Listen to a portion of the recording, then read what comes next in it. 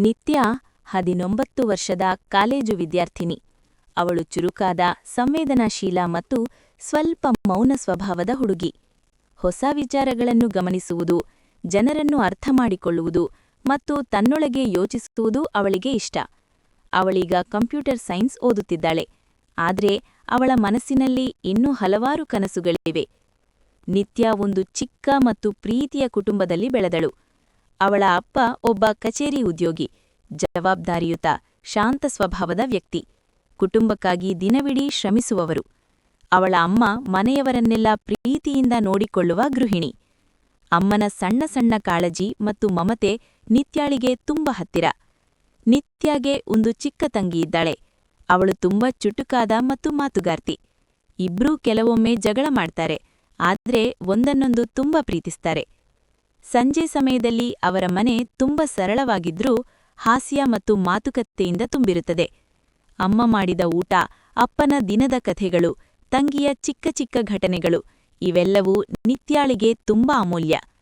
ಈ ಚಿಕ್ಕ ಕುಟುಂಬವೇ ನಿತ್ಯಾಳಿಗೆ ಶಕ್ತಿ, ಅವಳ ಕನಸುಗಳಿಗೆ ಬೆಂಬಲ ಮತ್ತು ಜೀವನದಲ್ಲಿ ಮುಂದೆ ಸಾಗಲು ಪ್ರೇರಣೆ. ನಿತ್ಯ 12 ಅವಳು 19.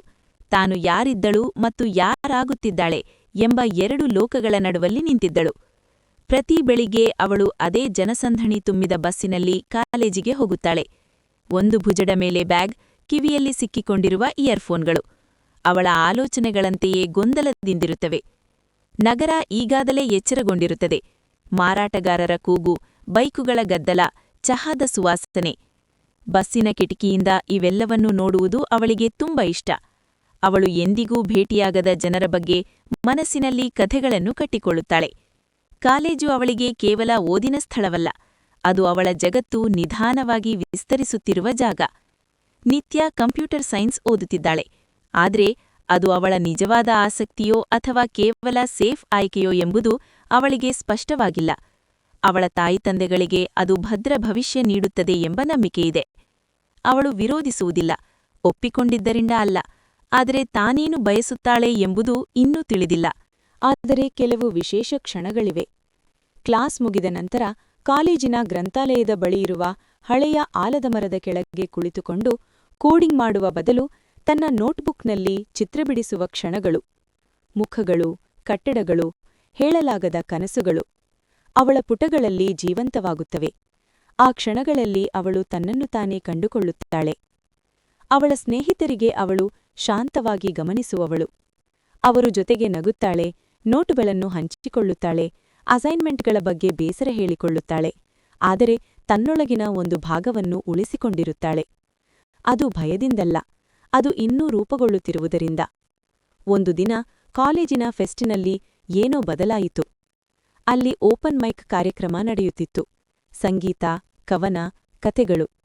ನಿತ್ಯ ನೋಡಲು ಮಾತ್ರ ಹೋಗಿದ್ದಳು, ಆದರೆ ಜನರು ತಮ್ಮ ಹೃದಯದ ಭಾವನೆಗಳನ್ನು ಅಷ್ಟು ನಿಜವಾಗಿ ಹಂಚಿಕೊಳ್ಳುವುದನ್ನು ನೋಡಿದಾಗ ಅವಳೊಳಗೆ ಏನೋ ಜಾಗೃತವಾಯಿತು. ಯೋಚನೆಗೂ ಮುನ್ನವೇ ಅವಳು ವೇದಿಕೆಯ ಮೇಲೆ ನಿಂತಿದ್ದಳು.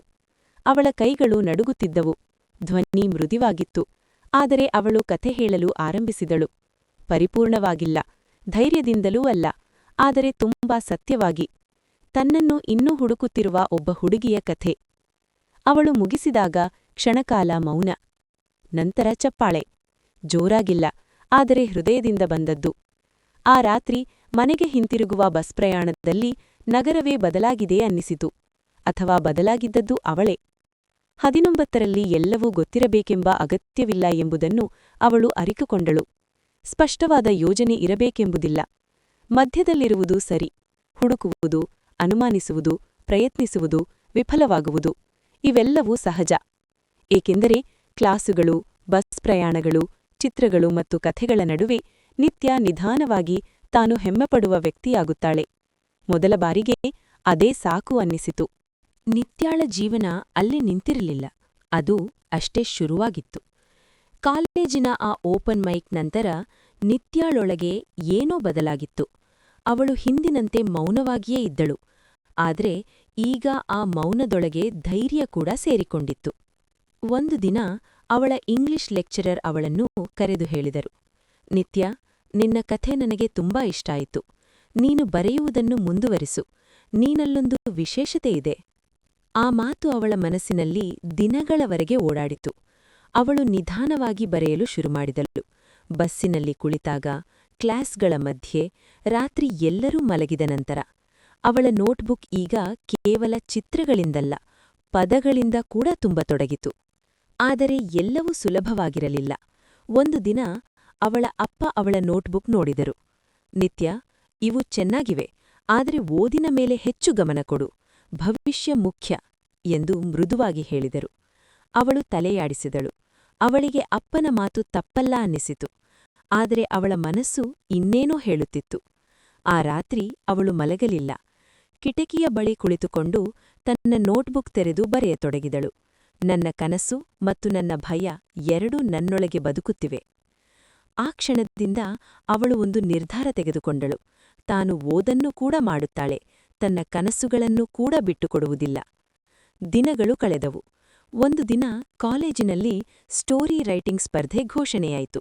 ಅವಳ ಸ್ನೇಹಿತರು ಹೇಳಿದರು, ನಿತ್ಯ, ನೀನು ಖಂಡಿತ ಭಾಗವಹಿಸು. ಅವಳ ಹೃದಯ ಜೋರಾಗಿ ತಡತಡಿಸುತ್ತಿತ್ತು. ನಾನು ಬರೆಯಬಲ್ಲೆನಾ ಎಂಬ ಸಂದೇಹ ಮತ್ತೆ ಬಂದಿತು. ಆದರೆ ಈ ಬಾರಿ ಅವಳು ಹಿಂದೆ ಸರಿಯಲಿಲ್ಲ. ಅವಳು ತನ್ನ ಕಥೆಯನ್ನು ಬರೆದಳು.